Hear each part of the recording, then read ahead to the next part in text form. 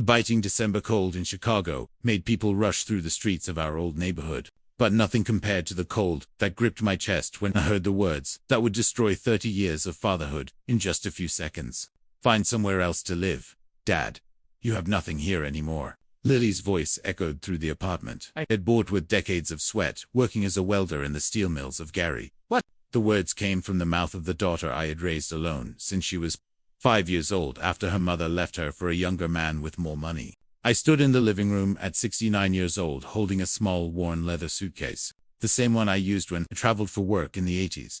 My hands were calloused from 3 decades of operating welding equipment at the factory. They trembled slightly, not from fear, but from an explosive mix of disappointment and disbelief. Lily, honey, what are you saying? I asked with a broken voice.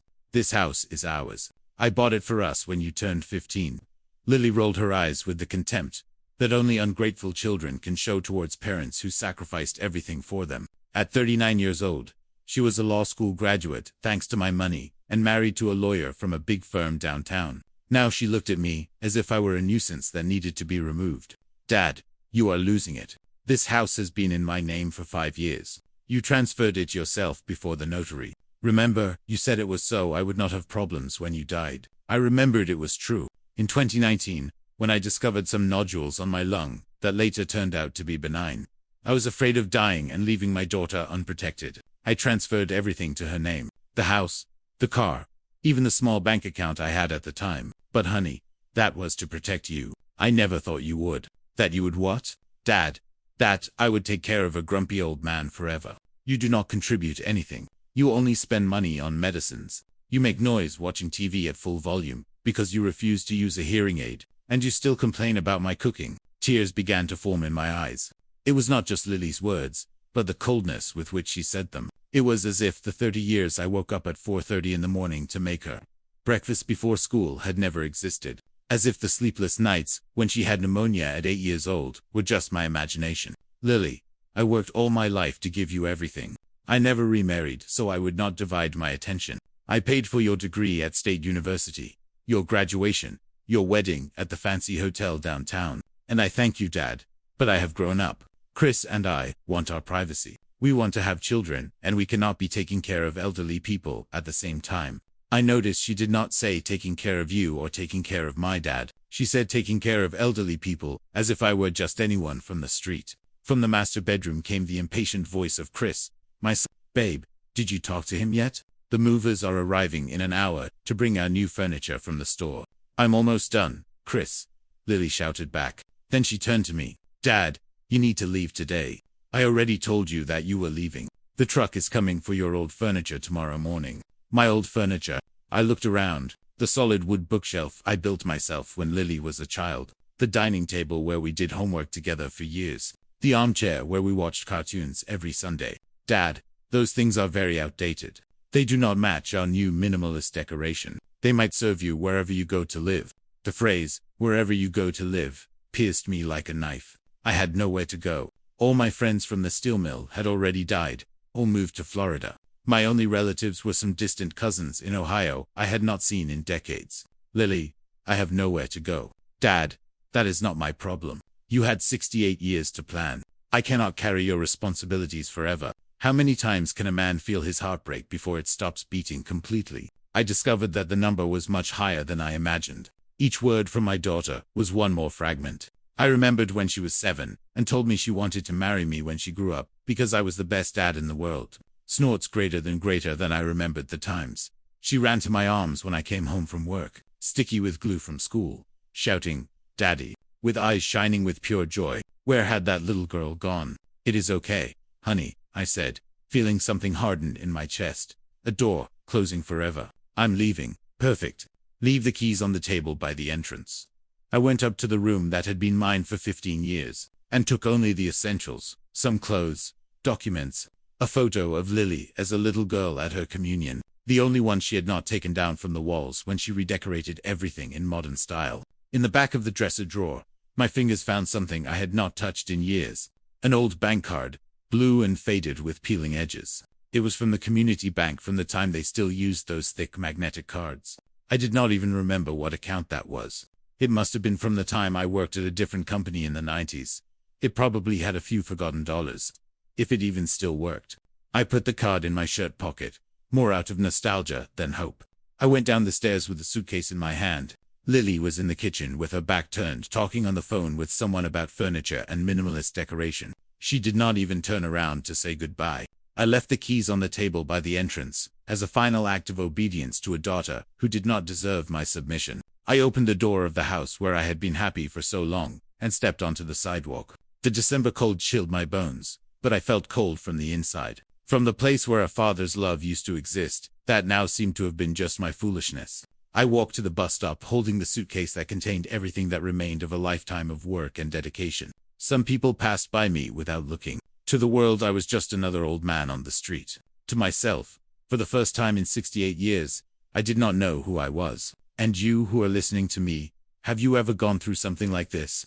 Have you ever felt betrayed by the person you love the most? Stay with me until the end of this story, because what happened after that afternoon changed everything. Subscribe to the channel William's Revenge Stories so you do not miss the next stories of paternal triumph. Before continuing, if you like real stories like this that show it is never too late for a man to recover his dignity, subscribe to the channel here. I do not tell stories of victims. I tell stories of fathers who decided to fight back. My name is Robert Miller, and I need to go back a little in time so you understand how I reached that point, being thrown out of my own house by the daughter I raised alone, as if I were dead weight, and not a father who dedicated 3 decades of his life to give her everything I never had. I was born in 1955 in a poor family in Ohio. My father was a farmhand, and my mother washed other people's clothes. I was the first in the family to finish high school, and at 18 I moved to Chicago with a simple dream to have a better life. I got a job at a factory in Gary operating machines that turned steel into parts for the automotive industry. The work was heavy and dangerous, but honest. I woke up every day at 4:30, took 2 buses to get to the factory at 6 o'clock, and worked until 5. Many times, I worked overtime until 8 to earn extra money. At 25, I knew Martha at a dance at the Union Hall. She was pretty and cheerful. She worked as a cashier at a grocery store. We got married in 1982, in a simple party at the parish hall. I was radiant. Finally, I had a family. Lily was born in 1985, and I melted completely. She was a little doll with her mother's cheeks and the green eyes she inherited from me. I spent hours watching her in the crib, planning the future I would give that girl. She would be a doctor or a lawyer, or whatever she wanted to be. She would never go through hardships like I did. Martha, however, did not adapt well to motherhood. She complained that her life was over, that she was trapped at home, that I did not earn enough money to give her what she deserved. When Lily was 5 years old, Martha met Anthony, an older merchant who had a clothing store downtown. "Robert, it is not working anymore," she told me one afternoon in March of 1990. "You are a good man, but I want more from life. Anthony is going to give me a bigger house, trips, things you will never be able to give me." "And Lily?" I asked, incredulous. "She stays with you. You are a better father than I am a mother." I was devastated, but also determined. If Martha did not want to be a mother, I would be father and mother. Snorts, I asked for permission at work to organize myself. I found a neighbor to take care of Lily when I was working, and completely restructured my life. I woke up at 4 o'clock to make breakfast for my girl, get her ready for school, and drop her off at Mrs. Karen's house before going to work. At night, I picked Lily up, made dinner, helped her with homework, gave her a bath, and told her stories before sleeping. Weekends were just for us. The park, the zoo, the amusement park. When I had extra money, I gave up everything for Lily.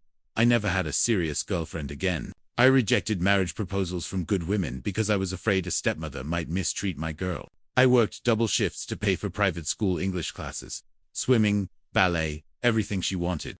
When Lily turned 15, I used all my savings as a down payment for a house in the neighborhood. It was not a mansion, but it was ours. 3 bedrooms, a small yard, a garage. I renovated everything alone on weekends. I painted, built bookshelves, made a little garden. "Daddy, our house is the prettiest on the block," Lily said back then, hugging me tightly. Snorts in her teenage years. Lily was a sweet girl. She got good grades, helped at home, and was affectionate with me. I felt like the most accomplished man in the world. All the sacrifices were worth it when she said, "I love you, Daddy." Before sleeping, I paid for her law degree at State University, working 2 jobs. Besides the factory, I did carpentry work on weekends. My hands were permanently stained with oil and paint. But Lily's degree shone on the living room wall, like a trophy of my victory as a father. When she graduated in 2007, I cried with pride at the ceremony. Seeing that girl I raised alone in a cap and gown giving the speech as valedictorian was the happiest moment of my life. Daddy, everything I am today, I owe to you, Lily said that day, hugging me in front of all her classmates. Lily got an internship at a big firm and was soon hired. She met Chris, too, a lawyer from an upper-middle-class family. The courtship was fast. And the wedding in 2010 was a big party that I paid for using my savings and a loan. That took me 3 years to pay off. After the wedding, things began to change. Lily became more distant and critical. She complained about my humble house, the food I made, my old-fashioned way of dressing. Chris Snorts was never rude. But I felt my son-in-law looked at me with a certain superiority, as if tolerating a poor relative. Dad needs to modernize, Lily would tell me. Buy better clothes, get dental treatment, change that haircut. I tried, but it was never enough. No matter how hard I tried, I felt I was constantly being judged. Even so, I continued helping financially. I paid part of Lily's new car. I helped with the remodeling of the young couple's apartment. I was always available when they needed something. In 2019, when I had that health scare, I decided to get everything organized. I transferred the house to Lily's name. I made a will, leaving her my few savings. I organized all the documents. I wanted to be sure my daughter was protected if something happened to me. Dad is not going to die so soon. Lily laughed back then. But it is good to have everything organized. I recovered completely, but never reversed the transfers. I trusted my daughter completely. She was my blood. My little girl, the person for whom I had lived for 30 years. How could I imagine that the girl I rocked when she had nightmares would one day kick me out of the house as if I were a stranger? How can a father prepare for the moment he discovers that the love he dedicated his entire life to cultivate simply does not exist anymore? There is a specific loneliness for a man who raised a daughter alone, and then she became a stranger. It is the loneliness of someone who gave everything and was left with nothing. The signs had started subtly after Lily's wedding. But like most fathers, I preferred to interpret them as an adjustment phase. After all, it was natural for a newlywed daughter to want her independence. Right. The first sign was the change in tone of voice. Lily, who always addressed me with affection, began to speak with a slightly impatient tone, as if conversations with her dad were a boring obligation to fulfill quickly. Dad, I cannot talk. Right now, I am busy, became the typical answer when I called to see how she was. Calls that used to be daily and lasted half an hour were reduced to weekly contacts of 5 minutes. I attributed this to the fact that she was building her new life. It is normal, I told myself. She is happy and busy. That is what matters. The second sign was the disdain for the family traditions we had built together. Every Sunday since Lily was little, we ate together. I cooked what she liked most. Meatloaf, mashed potatoes, green beans, apple pie. It was the moment of the week I waited for most. Dad, today we cannot. We have a commitment.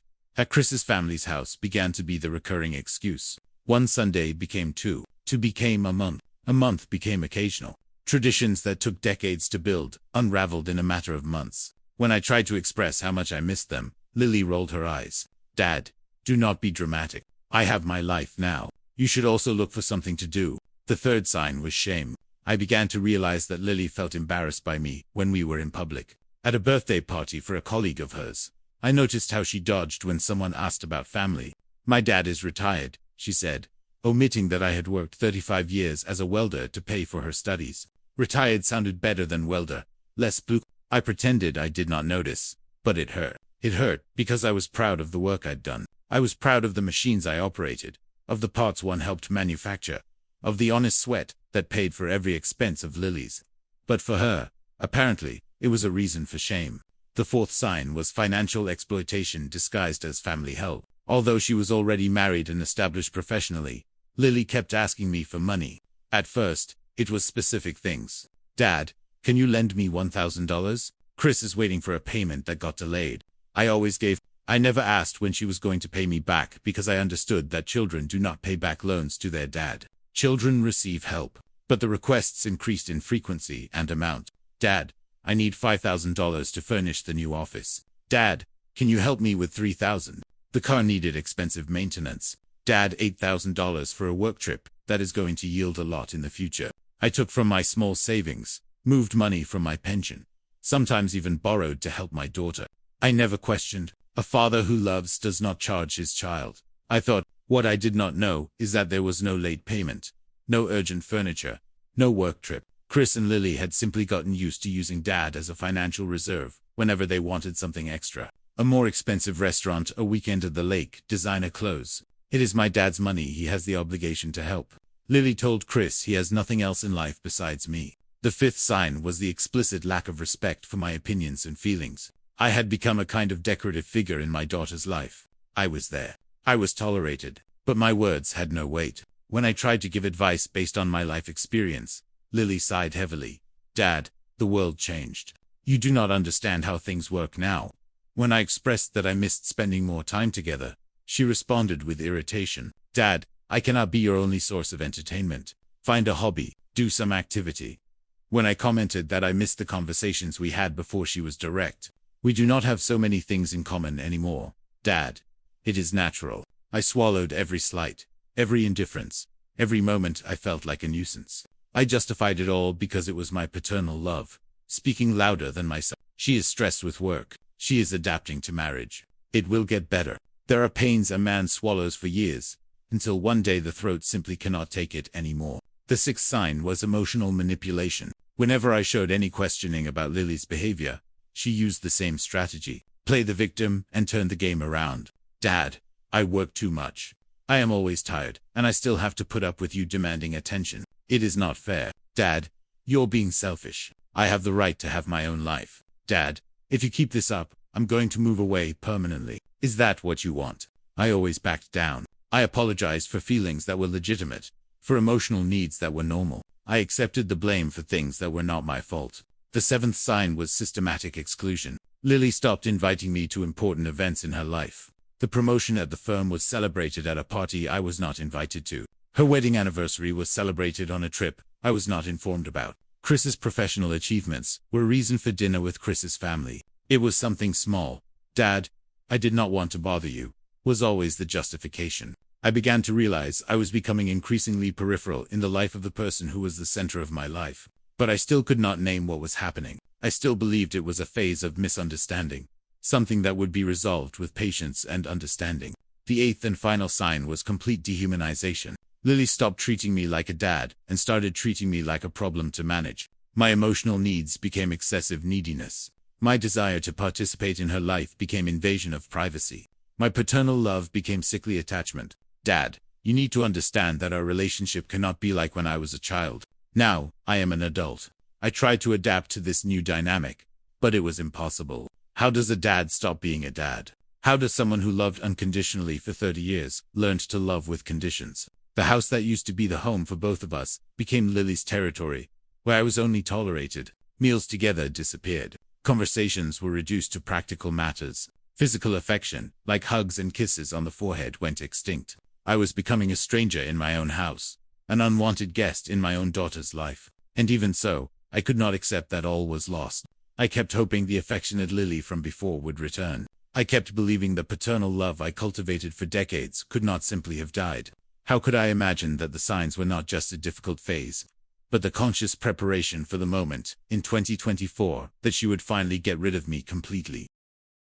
The same man who carried his daughter on his shoulders one day was left without a floor to stand on. The true nature of the exploitation I suffered only became clear when years later I accidentally found the WhatsApp conversations Lily and Chris exchanged about me. But in that period between 2020 and 2024, I lived in complete denial of what was happening. The system was simple and cruel. Lily had discovered she could use paternal love as a tool for financial and emotional extraction without giving anything in return. Like most men of my generation, I could not see the manipulation because I had been raised to believe fathers exist to give, not to receive. Dad, I am in a difficult situation at the firm. I need to buy new clothes to impress an important client. Can you help me with $1,000? I did not hesitate. I moved money from my savings. I tightened the budget for the month, but I gave.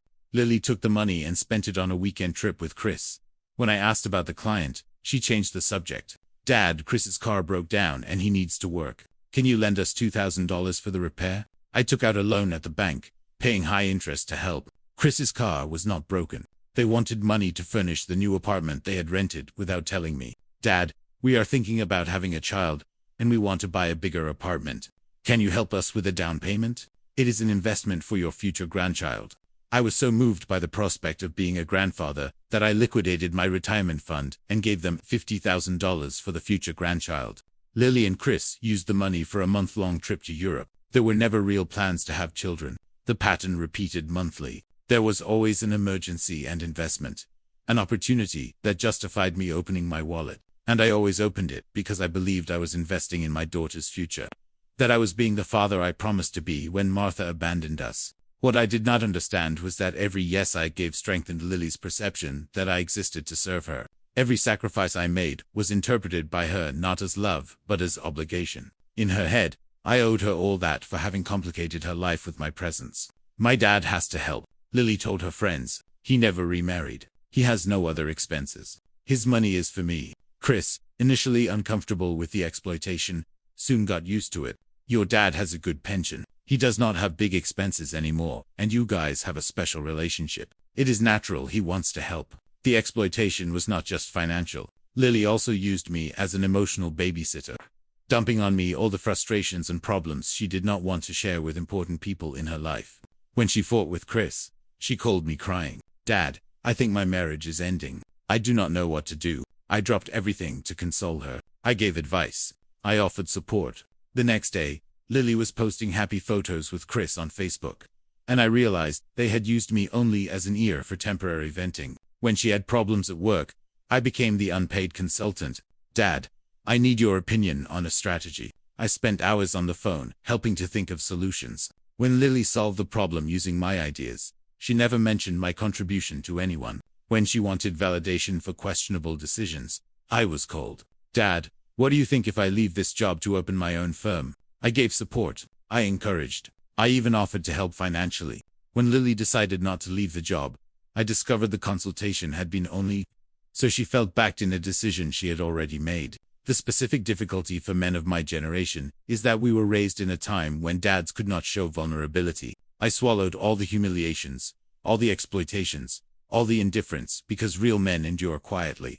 I never told anyone what I was feeling. I never sought psychological help. I never opened up with a friend. I never admitted to myself that I was being emotionally abused by my own daughter. For my generation, that would be admitting weakness, admitting failure. As a father, the few friends I still had from the factory days were dying or moving away. I isolated myself more and more, depending increasingly on my daughter for any kind of affectionate contact. And Lily knew that and used it against me. Dad, if you keep pressuring me, I will have to distance myself. Is that what you want? To be left alone? The threat of abandonment was the ultimate weapon. I was so afraid of losing my daughter that I accepted anything to maintain the connection. I accepted crumbs of affection.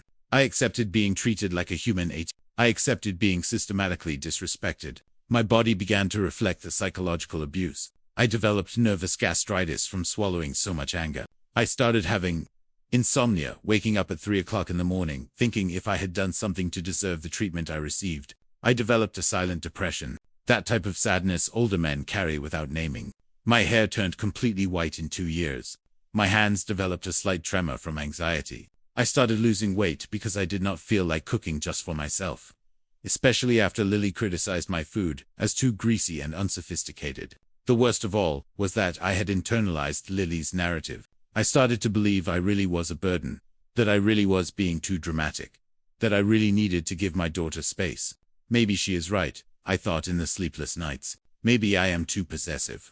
Maybe I am being selfish, wanting her attention. This self-deception is common in victims of emotional abuse, especially older men who are conditioned not to question the authority of adult children. I was being systematically convinced that my feelings were inadequate, my expectations unreal, my needs excessive. Lily's strategy was perfect. The more she criticized and isolated me, the more desperate I became to win back her love. The more needy I became, the more she used that neediness as justification to treat me poorly. It was a cruel and efficient cycle. Dad is very clingy. That annoys me. Instead of questioning why a daughter gets annoyed with her dad's affection, I blame myself for being clingy and withdrew even more. During the years 2922-2024, I lived in systematic loneliness. I woke up alone, ate breakfast alone, watched TV alone, went to sleep alone. My only significant social interactions were Lily's bi-weekly calls, asking for money or venting problems. I tried other activities. I frequented a senior group at church, but felt out of place because all the other men talked about grandchildren, trips they took with families, Sunday meals. I did not have that. I only had a daughter who treated me like a bank account. I tried to make new friends, but at 65 plus, making true friendships is hard. People my age are busy with their own families or their own health problems. Younger people have no interest in friendship with a retired man. The loneliness specific to older men, abandoned by children, is different from any other loneliness. It is the loneliness of someone who invested everything in a single person and discovered it was a bad investment. In 2023, I had an anxiety crisis that took me to the hospital. I called Lily from the ER. Daughter, I am at the general hospital. I had a heart problem, I think. Dad, I am in an important meeting. Was it serious? No. Then I will finish here and we will talk later. I spent 6 hours alone in the hospital, discovering I did not have a heart problem, just panic syndrome. When I finally spoke to Lily 12 hours later, she said, "Good thing it was nothing serious. Dad, next time try to call me only if it is really urgent." Really urgent. I had called my daughter because I thought I was dying and she thought it was not really urgent. It was at that moment that something inside me began to crack. Not break completely, but crack. For the first time in years, I allowed myself to question if I was being treated well, but I still could not name what was happening. I still believed if I were a better father, more present, more useful, Lily would love me again like before. In early 2024, I made a decision I thought would solve everything. I signed additional documents confirming that all assets transferred in 2019 would remain permanently in Lily's name, waiving any future right of reversion. I thought this definitive gesture of love and trust would show her how much I loved her, how much I trusted her. "Dad, thank you very much," Lily said when she received the documents. "Now, I can rest easy about the future." I hoped after that she would become more affectionate, more present. After all, I had given her everything I had. It was the definitive proof of paternal love. What I did not realize was that I had just signed my own eviction order. Sometimes after bridges are burned, they do not need to be rebuilt, even if you helped build them. The December morning I was kicked out of the house passed slowly, as if time conspired for me to feel every second of humiliation. I walked through the streets of the neighborhood carrying my old suitcase, without destination, without plan, without hope. Around 2 o'clock in the afternoon, the cold became unbearable, and I took refuge in a small plaza near the subway station. I sat on a bench in the shade of a tree and tried to process what had happened. For the first time in 68 years of life, I did not know what to do. I took out of my pocket the few documents I had managed to take: ID, social security card, insurance card, and that faded blue card I had found in the drawer. I looked at the old community bank card. The edges were peeling, the name almost erased, but still readable. Robert Miller. What era was this from? I tried to remember. It must be from the 9th South, when I worked for a few months at a subcontractor company before returning to the main factory. Back then, the company forced employees to open an account at that bank to receive their paycheck. Probably it had nothing in the account. Maybe a few forgotten dollars, if it even still existed. But I had no other options. My current cards were all in my name, with Lily as beneficiary, and she probably had already cancelled everything. Around 3:30, I walked to the nearest community bank branch. The building was modern, with cold air conditioning and organized lines. I felt out of place there with my simple clothes and old suitcase. I took a number and waited. When they called me, I went to the window where a young girl attended me with professional but distant politeness. "Good afternoon, sir. How can I help you?" "Good afternoon, miss. I wanted to check the balance of a very old account. I have this card here, but I do not remember the PIN." I extended the faded blue card. The employee took it, looked at it with curiosity, and typed something on the computer. "Mr. Robert Miller," she confirmed, looking at the document. "That is right. I'm going to check in the system." How strange. I felt my stomach tighten. "Any problem?" "Nothing appears in the current system, sir. It might be that this account is very old. I am going to try in the legacy system." She typed a few commands. "I'm going to call my supervisor, please." A middle-aged man approached, looked at the screen, frowned, and typed something. Then he looked at me from top to bottom, as if reevaluating who that simple man in front of him was. "Mr. Miller, I am going to need to transfer you to the manager. Please follow me." I was led to a small room with stronger air conditioning, a glass table, and leather armchairs. The manager was a well-dressed man of about 45, who stood up to greet me with more respect than I expected. "Mr. Robert Miller, my name is Maurice. I am the manager of this branch. Please take a seat." I settled into the armchair, trying to understand why they were treating me with such solemnity for an account that probably had $500. Maurice typed something on the computer, looked at the screen, typed again, looked again. His face gradually changed, passing from professional curiosity to something close to astonishment. "Mr. Miller," Maurice said with a lower voice, "do you have knowledge of the history of this account?" "No, truthfully, it is very old. I think I never used it. I just wanted to see if it still had something." Maurice clicked through more screens. His expression changed completely. He looked at me, then the screen, then at me again. "Sir," he said with a trembling voice, "do you know how much money is here?" I felt something strange in the air. The question was asked in a tone that was not normal for speaking of small amounts. "I have no idea. It must be a little, right? A few hundred, maybe." Maurice turned the monitor toward me. When I saw the numbers on the screen, my hands trembled. They did not tremble from anxiety or fear, as they had been trembling in recent years. They trembled from pure shock. 1,547,356.70. I blinked several times, thinking I was seeing wrong. I looked again. The number was still there. "That is that $1. 5 million, I whispered. "Yes, sir. 1,547,356.70. Maurice confirmed, "And from the movement I am seeing here, this value has been growing automatically for decades." I stayed silent for a long time, looking at the screen. Maurice respected the silence. How is it possible?" I asked finally. "From what I am seeing in the history," Maurice explained, consulting several screens. "This account was opened in 1994, with an initial deposit of $5,000. From there, monthly automatic deposits of $200 were made from 1994 to 1998. After that, only compound interest for 26 years. I tried to process the information. 1994, 1998. I remembered it was the period. I worked at that subcontractor company that provided services for the oil industry.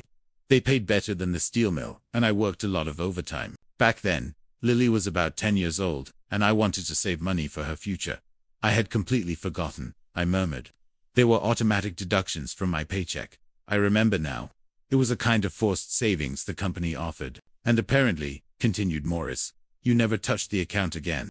With compound interest and some conservative automatic investments the bank made over the years, the money multiplied." I looked at the screen again. Almost $1.5 million. I, who for hours ago had been kicked out of my house by my daughter for being a burden, was looking at a fortune I did not even know I had. "Mr. Miller," said Maurice gently, "would you like to make any movement, transfer to an active checking account?" I did not answer immediately. A strange sensation was taking over me. It was not joy. It was not relief. It was something colder, more controlled. It was clarity. For the first time in years, I felt free to think without the fog of emotional dependence. I no longer needed to swallow humiliations in exchange for crumbs of affection. I no longer needed to accept being treated like a bank account by a daughter who had just kicked me out of my house. I had power now, real, concrete financial power. "Maurice," I said with a voice that surprised me myself with its firmness, "I need to open a new checking account, completely new, and I'm going to need some special services." "Of course, Mr. Miller. What kind of services?" I thought for a moment. For 30 years, I had been just a dad, a provider, a man whose identity was completely defined by his relationship with Lily. Now, for the first time since 1990, I was Robert Miller, just Robert Miller. And Robert Miller had $1.5 million. First, I want to transfer all that money to a new account that only I have access to. Second, I want it to be all absolutely confidential. Third, I am going to need recommendations for a good lawyer specialized in family law. Maurice nodded positively to each request. "And lastly," I said with a coldness I did not know I possessed, "I am going to need to hire a private investigator." 2 weeks passed since I disappeared from Lily's life. For her, the first days were of pure relief. Finally, she had the house just for her and Chris. Finally, she could redecorate without hearing complaints about waste of money. Finally, she could live without the heavy energy of Dad circling the house. "Babe, I cannot believe I waited so long to do this," she told Chris the first night, hugging him on the new sofa they had bought. "I should have made this decision years ago." Chris, although he agreed they needed privacy, felt slightly uncomfortable with the coldness with which Lily had kicked me out, but he said nothing. Their relationship had improved significantly without my presence. In the first days, Lily busied herself selling my old furniture and buying new pieces. Each piece of furniture that went was like erasing one more trace of her father from her new life. Look how modern the living room looks, without that horrible bookshelf he made. She showed friends who came to visit. Now it looks like a civilized person's house. But at the end of the second week, Lily started to feel something strange. It was not nostalgia exactly. It was more like a financial void. She was used to being able to count on Dad's loans whenever she needed extra money. Suddenly, that source had dried up. "Chris, we need to remodel the bathroom. It is very outdated," she commented one afternoon. "How much does it cost?" he asked. "About $5,000. It is nothing out of this world." "Lily, our budget is tight this month. Maybe next year." "Next year," Lily frowned. She was not used to hearing no for expenses. Dad had always been there to cover the extras. It was then she realized having kicked out also meant having lost the paternal bank. At first, she thought it would be temporary. Dad always came back after fights. He always apologized. He always submitted. But this time was different. I did not call. I did not send a message. I did not appear at the door asking for forgiveness. It was as if I had simply disappeared from the face of the earth. In the third week, Lily started to worry. Not out of affection. She had developed the impressive capacity to disconnect filial feelings, but for practical reasons. What if I had died? What if I was in need? What if someone discovered she had kicked her dad out of the house? "Chris, maybe we should look for my dad," she suggested one night. "I thought you did not want more contact with him." "I do not want him living here, but I also do not want him to die on the street. It would be terrible for our reputation if someone found out." Chris agreed it would be better to know where I was. Even if only to be sure I would not come back to bother them. Lily called my cell phone. Number disconnected. She tried the landline I used at the house. Also disconnected. She tried to make contact through some old acquaintances from the factory. No one knew about me for weeks. "Strange," murmured Lily. "Where does a 68-year-old man disappear to?" In the fourth week, she started to get really annoyed. Not out of filial love, but because the situation was getting out of her control. Lily always had total control over me. She knew exactly where I was, what I did, how much money I had. Now, suddenly, I had disappeared completely. Worse, rumors began to circulate among the neighbors. Mrs. Mary, who lived in the house next door for 20 years, had asked, "Lily, where is your dad? I haven't seen him in the yard for a while." "Oh, he went to visit some relatives in Ohio," Lily lied. But the question bothered her. If the neighbors started asking too much, it could become a social problem for her. In the fifth week, Lily decided to look for me actively. First, she went to the clinic, where I had regular appointments. The secretaries informed her I had canceled all future appointments. Strange. I would never miss medical appointments. Then she went to the bank where I received my pension. The manager, respecting banking secrecy, only said that Mr. Miller is fine and attending to his affairs normally. Even stranger. If I was attending affairs normally, it meant I was not in need. Where the hell was I living? It was then Lily made a decision that would change everything. She hired a private investigator to find me. What she did not imagine is that I had made exactly the same decision, hiring a private investigator to investigate her. In the sixth week after the eviction, Lily received a call she did not expect. "Hello, Lily Miller." "Yes, who is speaking?" "This is Henry Davis, attorney at law. I represent Robert Miller. I would like to schedule a meeting with you, ma'am." Lily's heart raced. Dad with a lawyer? That made no sense. Dad never had money for a lawyer. Meeting for what? To discuss family and asset matters of mutual interest. It could be today in the afternoon at my office. What asset matters? My dad has no assets. "Mrs. Lily, it would be better if we talked in person. My office is downtown. Can I send you the address?" Lily hung up the phone, disturbed. Downtown was an expensive area. Expensive offices. How had I hired a downtown lawyer? She arrived at Henry's office at 4 in the afternoon, accompanied by Chris. The building was glass and steel, modern, with a marble lobby, definitely expensive. Henry received them in an elegant conference room. He was a man of about 50. Impeccable suit, expensive leather briefcase on the table. "Please take a seat," he said with professional but cold courtesy. "Attorney," started Lily. "I do not understand what is happening. How did my dad hire a lawyer? He does not have money for this." Henry smiled slightly. Mrs. Lilly, that is exactly the question we need to discuss. He opened the briefcase and took out some documents. My client, Mr. Robert Miller, hired me to inform you about some important discoveries he made recently. What discoveries? First, Mr. Miller discovered he possesses significant financial resources he had completely forgotten about. Lily and Chris looked at each other. What resources? An old bank account with approximately $1.5 million. Lily's jaw literally dropped. Chris turned pale. That is impossible, she stammered. My dad is a welder, retired. He does not have $1.5 million. Yes, he does, ma'am. And second, continued Henry relentlessly, my client also discovered interesting information about you. He took out of the briefcase a series of photographs and bank statements. These are photos of you and Mr. Chris in expensive establishments in the last 5 years. Restaurants, trips, hotels, and these are your bank statements from the same period. Henry spread the documents on the table. What our detective discovered is that your declared income as a junior lawyer would not be enough to afford this lifestyle.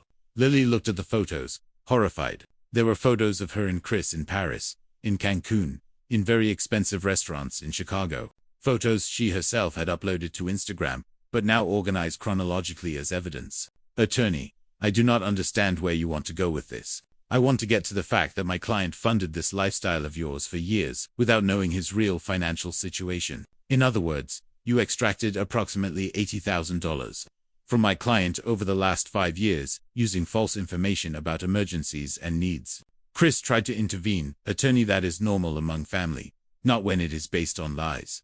Mr. Chris, we have here. Henry took out more papers. The WhatsApp conversations between you two, planning how to extract money from Mr. Miller.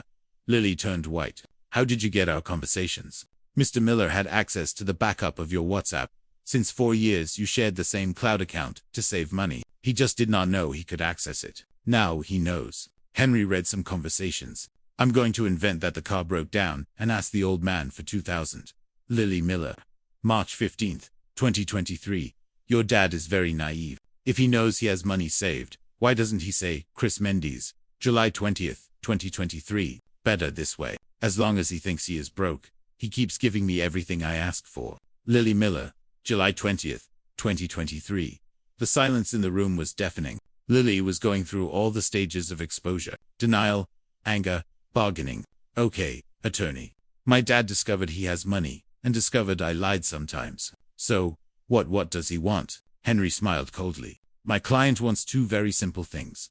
Mrs. Lilly. First, that you return the $80,000 you extracted from him through fraud in the last 5 years. I do not have $80,000. Second, that you return the house he transferred to your name in 2019 and 2024. The house is mine. The house was transferred under emotional coercion and through false information about my client's financial condition. It constitutes fraudulent asset transfer. Chris tried to stand up, but Henry stopped him with a gesture. Sit down. I am not done yet. He took out of the briefcase a final document. This is the report from the private investigator my client hired.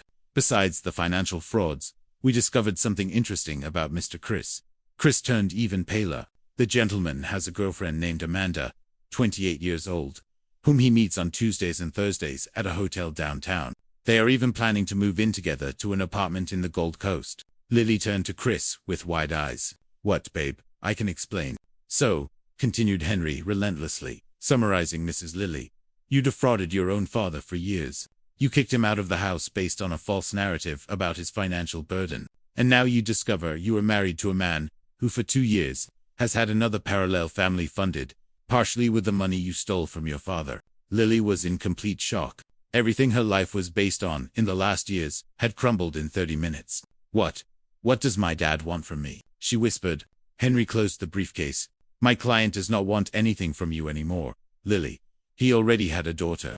Now he wants justice. 6 months after the meeting in Henry's office, I was unrecognizable. Not only physically, although I had lost 30 pounds and grown a well-groomed gray beard and adopted a completely new wardrobe. The most impressive transformation was internal. I woke up every day at 6:30 in my new apartment in a nice quiet suburb, a place I chose strategically to be far from anywhere Lily could find me by chance. It was not an ostentatious apartment. I had learned at 68 years old that real wealth does not need to be exhibited. The apartment had 2 bedrooms, a discreet view of the park, simple but quality furniture, For the first time in decades, I had furnished a space, thinking only of my own comfort and taste, without considering anyone else's opinion. My morning routine had become sacred. Black coffee, reading the news on the tablet. I learned to use half an hour of light exercises recommended by the personal trainer I had hired. At 68 years old, I was discovering the pleasure of taking care of my own body without having to justify myself to anyone about unnecessary expenses on vanity. Henry had become more than a lawyer. He was a friend. It was he who introduced me to the world I never knew existed.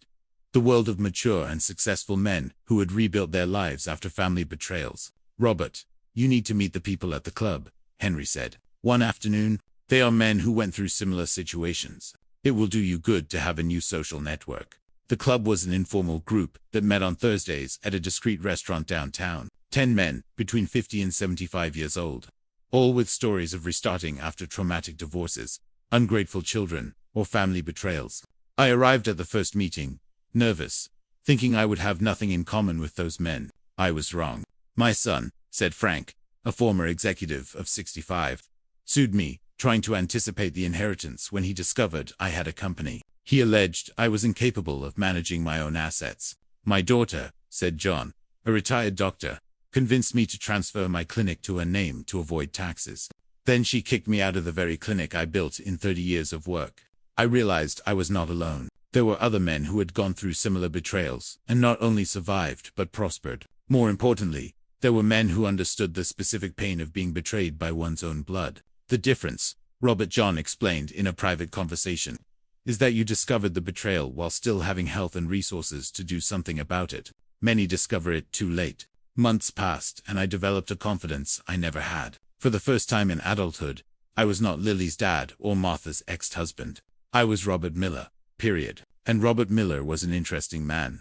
I signed up for an art history course at the museum. I always liked museums, but never had time or money to go deep. Now I had both. I discovered I had my own opinions about art, specific tastes, intellectual curiosity that had been stifled for decades of financial survival. "You have a very sharp eye for colonial art," the teacher commented after a class. "Have you thought about taking a trip to Philadelphia to see the works in person?" I'd never thought about traveling alone. For 30 years, any extra money was for Lily. Now, the idea of a cultural trip to Philadelphia was not only possible, but attractive. One spent a week in Philadelphia alone, visiting historic churches, photographing architectural details, talking to tour guides who were impressed with my knowledge.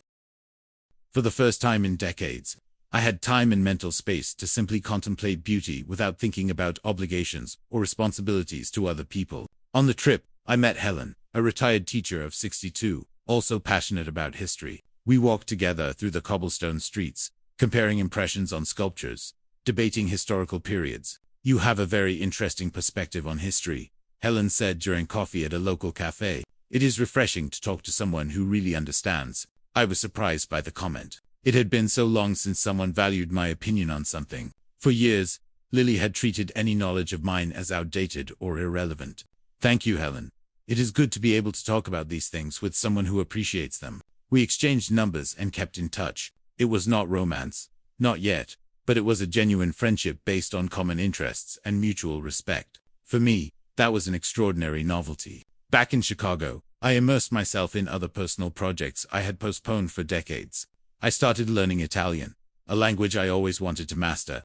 I hired a private tutor and discovered I had a knack for languages. "Senor Roberto, your pronunciation is very good," the teacher praised. "Have you thought about visiting Italy?" I had thought yes, and for the first time in life, I could take an international trip without having to justify myself or ask anyone for permission. But before traveling, I wanted to completely resolve the matter with Lily.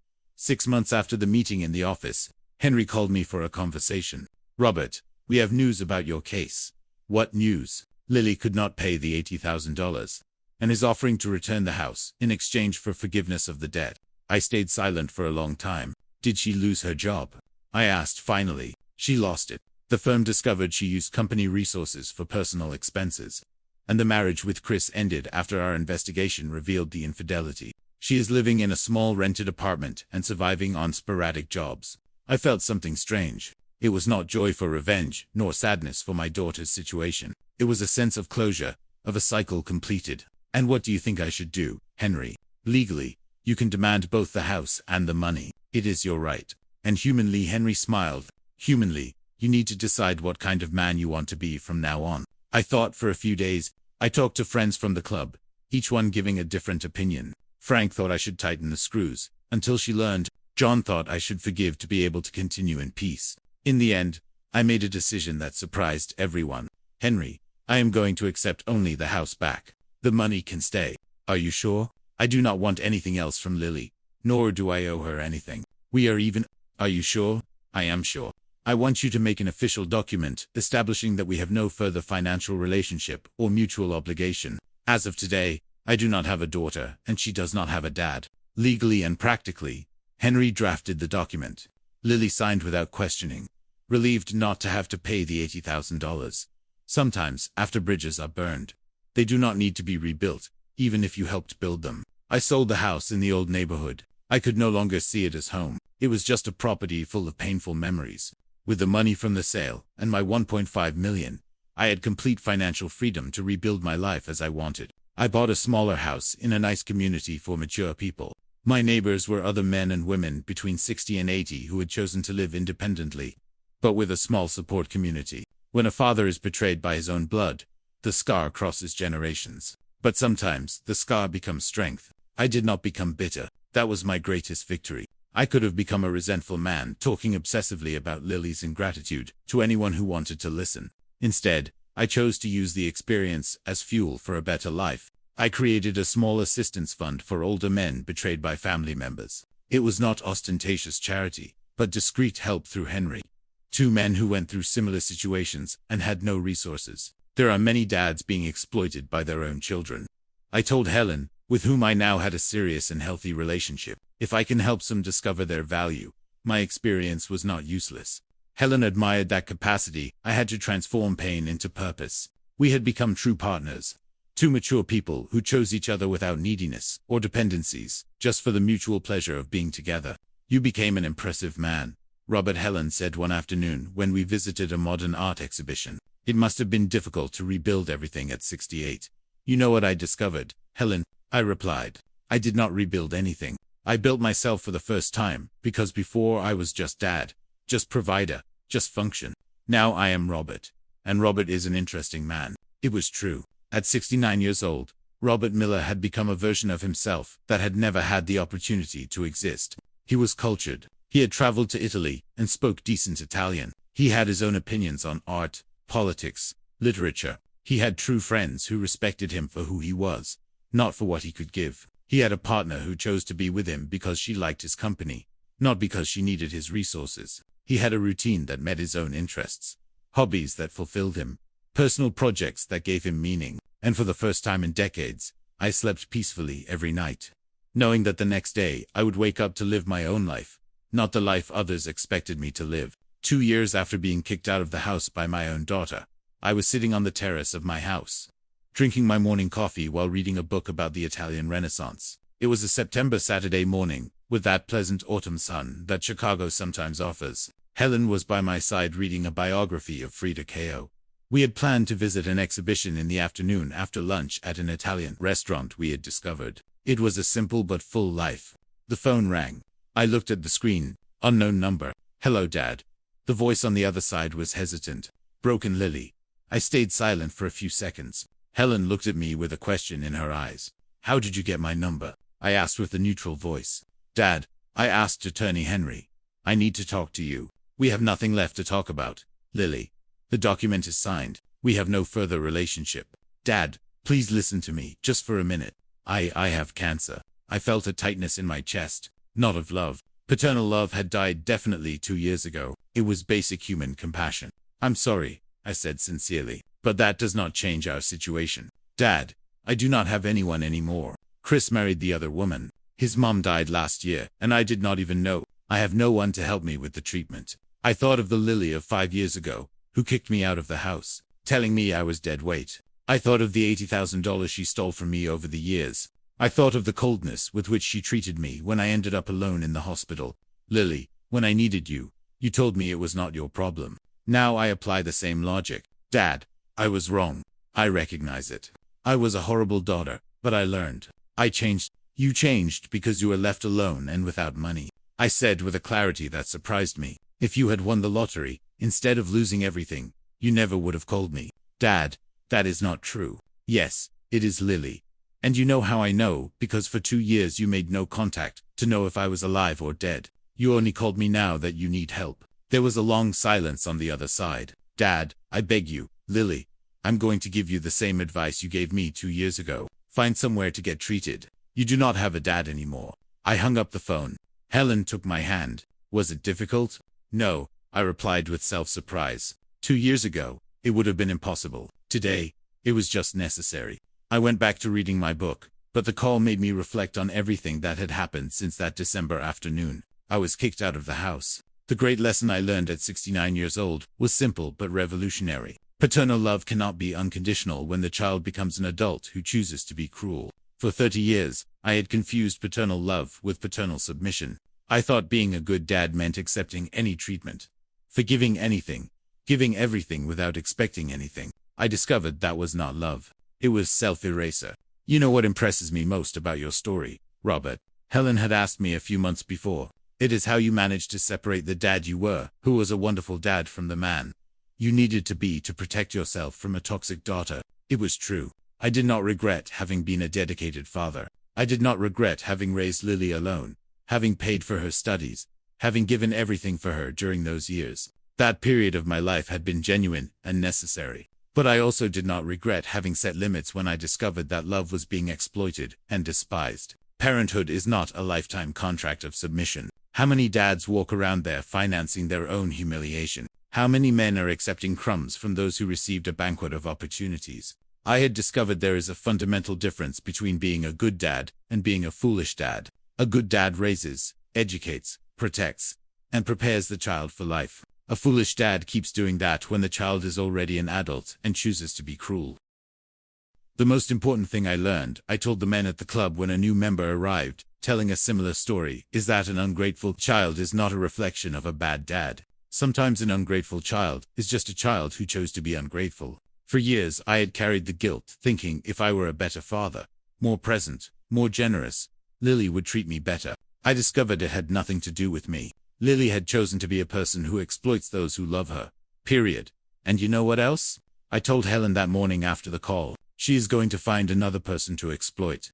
They always find, and when she finds them, she is going to forget I exist again until the next crisis. Helen admired how I had developed that clarity without bitterness. I did not stay ruminating on what Lily had done. I did not talk obsessively about her ingratitude. I had simply accepted she was a person I did not want in my life, and I had moved on. The same man who carried his daughter on his shoulders one day was left without a floor to stand on. But when he found firm ground again, he discovered he could build anything on top of it. I looked around my terrace, the plants I myself had chosen and cultivated, the books I bought because I wanted to read, the comfortable chair I chose thinking of my own comfort, the life I built thinking of my own tastes and needs. At 69 years old, I had learned the difference between loneliness and solitude. Loneliness is when you are alone and feel incomplete. Solitude is when you are alone and feel whole. Helen, I said suddenly. Yes, thank you. What's for letting me be Robert? Not someone's dad, not someone's ex-husband, not someone's provider, just Robert. Helen smiled. Robert is a very interesting man. It was a pleasure meeting him. We went back to our reading calm in mutual company. At 70 years old, Robert Miller had finally learned that loving someone does not mean accepting being mistreated by that person. That being a dad does not mean being naive. That having dignity is not selfishness. And that never, but never is it too late for a man to stand up again. If Robert's story touched your heart, I want to know where you're watching from. Right here in the comments your city, your state, or even your country. Let me know this message reached you. And if you know a dad who is accepting less than he deserves, share this video because there are many men who need to understand that valuing oneself is not selfishness. It is necessity. If this story made you reflect, leave a comment telling me where you are watching from. Also, write what you felt hearing this story. Tell me, have you had to set limits with your children? Do you know a dad who is being exploited by his own family? And if this story made you think, like and subscribe to the channel to keep watching real stories of men who chose their dignity. Because here we do not tell stories of victims. We tell stories of restarting. A hug from Chicago. And remember, you built much more than a family. You are a man who deserves respect. How many times do we men swallow lack of respect in the name of family peace? How many dads are financing their own humiliation? I learned at 70 years old that a man does not need to accept crumbs from those who received a banquet of opportunities. That being a dad does not mean being exploited. And that never, but never is it too late for a man to stand up and discover his true value.